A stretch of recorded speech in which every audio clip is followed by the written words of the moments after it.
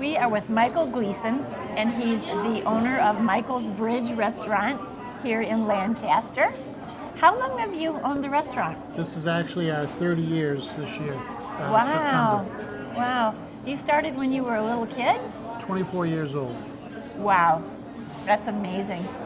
Did you get trained as a chef or?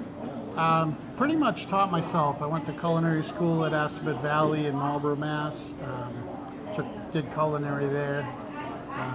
I worked at a restaurant down the street while I was there for my whole 4 years.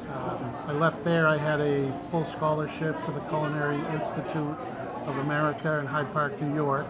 Wow. I went down there, but I only stayed for a week Really? because I decided I was going to open a restaurant, and I had learned so much working in the business already. The 2-year program, the 4-year program, the first 2 years of it was stuff that I had already acquired and learned. So being a young kid full of piss and vinegar, I decided I was going home to open up a restaurant. And I came home, I opened 3 or 4 places for different people, and then I ended up opening my place. Excellent. We actually started across the street in that little building.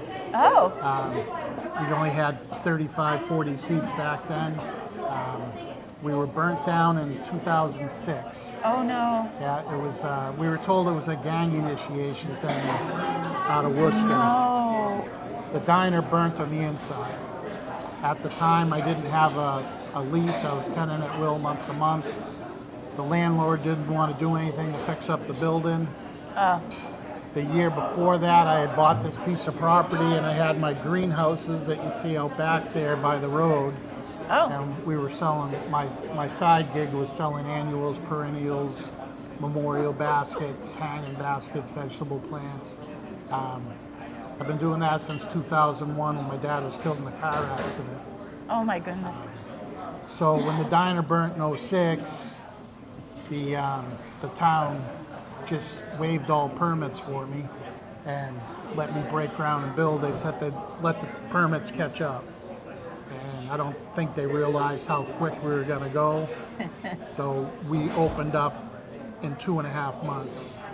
My goodness. So we broke ground, built the restaurant, and opened From up scratch. in 2.5 months. A good friend of mine, Steve Chavaris, owns a construction company, and they were quiet at the time, so he jumped in, and we ran like great apes and got this whole place built and open. That's amazing. Originally, the front was a farmer's porch, but our first 3 months before winter was so busy, we were worried about losing the customers because of the wait line, so we closed the whole front room in and ended up with 50 more seats out there. Oh wow. Okay. So you've been going gangbusters ever since. Yeah, we've been fortunate. We've been very busy. We've got a great reputation. We win a lot of awards over the years. So what is your menu based on? What would you say is your style of food for your restaurant? It's good old-fashioned home-style cooking. Everything that we can make from scratch is made from scratch. Nothing comes out of a can unless it's something that's being turned into something that you make out of scratch. We have a sausage gravy and biscuits that's huge. It's better than anything you'll ever have down south. And I'm told that at least 20 times a week. Wow. We have an amazing hollandaise sauce that we make from scratch. I was going to ask you about that. Most Okay. places these days, they're dumping it out of a can, they're whipping it out of a package, throwing it in the blender, and that's not how you make good old-fashioned hollandaise. Right. You make it in a double boiler on the stove, and you make it every day. Yeah. And when it's gone, it's gone. Yeah. So we only do that on Saturdays and Sundays, Oh, but people flock here from all around for it. I mean, it's Excellent. really good stuff. oh, that sounds great. I love a good hollandaise. So you can't beat it. It's addicting. Wow. And so what are your hours? We are open right now 6 days a week. Monday, Wednesday, Thursday, and Friday is from 6 to 3, and Saturday 6 to 3. Sunday is 6 to 2. We are closed on Tuesdays. That was after the pandemic thing. We had originally closed for almost 14 months because of the pandemic. I got 2 young kids. My wife's the head waitress. That's her right there. She Oh. hates cameras. But our kids are both young, and it just didn't make sense. Yeah. It didn't make sense to make them sit in the corner while we worked because it was only going to be the two of us. Right. We wouldn't need anybody else. So when we opened back up, I mean, it was just crazy, crazy busy. Yeah, everybody was like, oh, good, we can go to Michael's again. Yep. Excellent. You know, we also have a fantastic homemade hash. Ah, The homemade hash is a big hit. I don't know why people eat the canned stuff anymore, but some people still do. yeah. But, Yeah. you know, if you want a really amazing dish, you come in and you get an eggs Irish on the weekend with homemade hash, hollandaise sauce, and you just can't beat it. Oh, that sounds so good. You do your own baking as well, the muffins and Yeah, pies? my mother used to be the baker. She passed away from cancer years ago, and I pretty much took over the baking to a point, and now I'm trying to.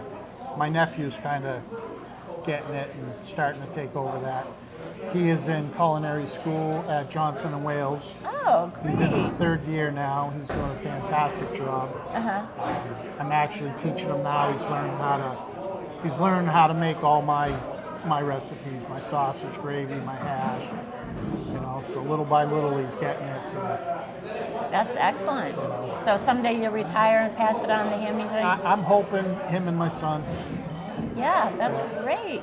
So we'll talk about the elephant in the room, the bear in the room. So you're a hunter. I am a big hunter, outdoor enthusiast, fisherman. You know, I love it all. We just, you know, me and my boy's name is Hunter. I didn't name him. His sister did. So Oh, really? I can't be blamed for that. But That's funny. you know, he loves hunting and fishing. He shot his first bear when he was 10 years old. Wow. He just caught a 48-inch striper last week. So Oh, he's he must been be a pretty happy. happy kid. So So bears, and you go to Alaska to hunt bears. I go to Alaska to hunt Kodiak brown bears on Kodiak Island. I go to Colorado and Utah to hunt mountain lions. I go to New Hampshire, Maine, and Alaska for moose and black bears in New Hampshire and white-tailed deer pretty much wherever I can go when I have time. Yeah. You know, New England, New York, New Hampshire, Vermont, Massachusetts, and even New Jersey and Pennsylvania. And when you can, you use the meat for consumption, right? Yeah, we use it for consumption. Everybody in the family loves it. On the bigger hunting trips, like, you know, when you're going on a trip to Alaska or Colorado and you're harvesting a moose or a mountain lion, you're actually leaving it with the village or the town that you're at, and they use it to feed the needy. Oh, that's awesome. Yeah, so it works out well. That's excellent. You have any big trips coming up? I have a moose hunt coming up in New Hampshire. That's third Saturday in October. I try to do that hunt every year. It's I got a camp up in Stark, New Hampshire. It's my love to be up there in the woods, so Yeah. it gives me 10 days away from here. It's the only time I actually am gone for 10 days and nobody can bother me. No cell phone service. Yep. Do you do ice fishing? I don't ice fish. Okay. I don't like the ice. Oh, wow. Okay. Only one thing in this world I'm afraid of, and that's heights. Ah. Ice, I don't like it. I went through once when I was a kid, and there's too many ifs, ands, and buts when you're ice fishing. And you do your own butchering too, don't you? When you, Yes. at least the things Yeah, that you when I get an animal, I take care of the meat myself. You know, it's just That's a skill right there. it's a lot of work. You know, Yeah. you definitely need to know what you're doing. I mean, a lot of people out there get wild game, they don't take care of it properly, and you know, a big thing I can say there is if you ever get wild game and you think it's just gross and you don't like it, it's because it wasn't taken care of properly before it was given to you, and chances are it's probably bad.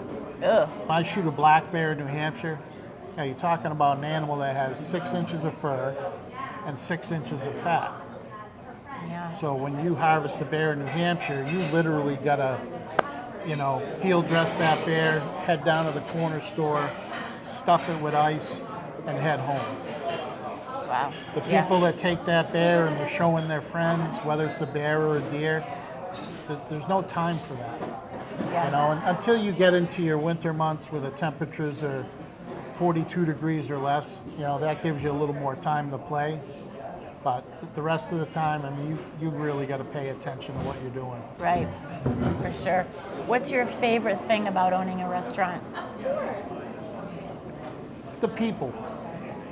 There's you meet a lot of nice people like you two girls. I got a lot of hunters and fishermen that come in here.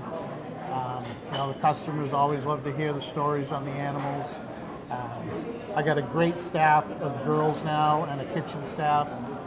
Things are really, since we reopened from the pandemic, we've really got a lot of people that, they're all about the restaurant. Mm-hmm. They just do a great job. That's wonderful. We leave anything out? No, I think we're good. Okay. Well, thank you very much. Here, Beth. Let's see if I can do this. Looks like an eggplant parm wrap. That is an eggplant parm. That's going to be messy. Mm-hmm. Messy but good. Yum. I have that eggplant parm. I don't remember.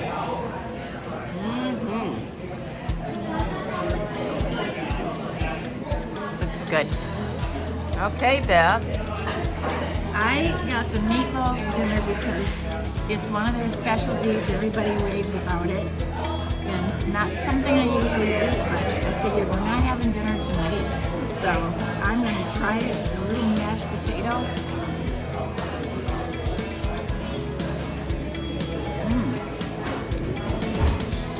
Very good. Got a lot of good flavor. It's got some really good seasoning and good texture. I like it. Great. Enjoy.